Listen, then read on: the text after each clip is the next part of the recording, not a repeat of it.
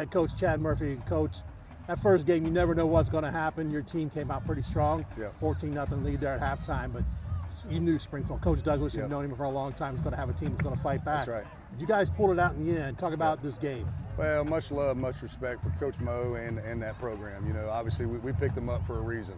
Moving up to D1, we knew, you know, they're one of the best in the state. 3 out of the last 4 years in the state championship game. So we couldn't ask for a better one, but just couldn't be more proud of our kids. You know what I mean? We battled against a battle-tested football team from the last decade, you know, and just really proud of our guys. Found a way and still won the football game. Instead of learning these lessons in a loss, we get to maybe learn some of these lessons, early lessons, you know, in a win. You have got some veteran guys that have, you know, they've put their kind of personal stuff, their, you know, their futures already out there on the table, committing to colleges so they can concentrate on their senior year. What's that mean to you as a head coach? Well, it means a lot, but I think, you know, it's kind of that thing where these guys have got to see it done before them. You know what I mean? And seeing how the Jermaines and the Cams handled it. You know what I mean? And you know, I'm blessed to be at a place like that, you know what I mean? And we've got great kids, man, that just work their tail off, and there's not a better coaching staff. And I'm not talking about myself, I'm talking about our offensive coordinator, defensive coordinator, and special teams. I don't think there's anybody getting coached any better right now. Just couldn't be more proud of our program.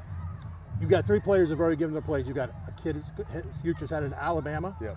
Northern Illinois, your quarterback's headed to. Miami, Ohio came up with a big pick 6. Talk about each one of those guys. Well, I guess we'll start with Rihyael. You know, Rihyael's a kid that just has absolutely shown up.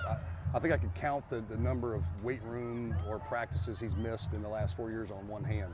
And I think those might have been for visits. He shows up, he works his tail off, he does extra, he listens, he's coachable, and he's earned every penny of, you know, heading to Tuscaloosa. Nate Dawson was a basketball guy, football, kind of liked football as a freshman and sophomore. We kind of talked him into, hey man, I think your money's going to be in football type thing, you know what I mean? And he just kept getting better. Obviously 8 Division I defensive backs in the last 5 years here. Iron sharpens iron. He's got to see and learn just like Rihyael from some really, really good ones. And just couldn't be more happy for Nate Dawson. You talk about an All-American young man, 5 Ivy League offers, you know what I mean? Harvard, and I mean, so he's a special dude. And then we've got Juju, Bryshawn Brown, and you know, he's been my guy since about 7th grade. I think I remember meeting him several years ago on the sidelines when he was in junior high. Skinnier looking than he is now, obviously. You know, he's put on a little bit. He had a good off season, you know, didn't play basketball this year, was in the weight room leading, put on about 20 pounds. I think he's a big time player. You know, he's got to learn to take what they give him a little bit more. You know what I mean? But he's got such a arm talent that it's hard to get on him without unleashing that thing. But you know, when he learns to take what they give us, don't pass up a good one for a better one, he's going to be unbelievable. But hats off to the O-line. We found a little bit of way to run the football tonight, and proud of our receivers stepping up, making big plays. Terrell Burton, you know, had a big one there down the stretch, and we've been hard. You know, I've been hard on him. You know, he's got a ton of talent, man, but I don't want him to be good. I want him to try to be great. And I've been hard on him, you know, but big catch for him. Couldn't be happier.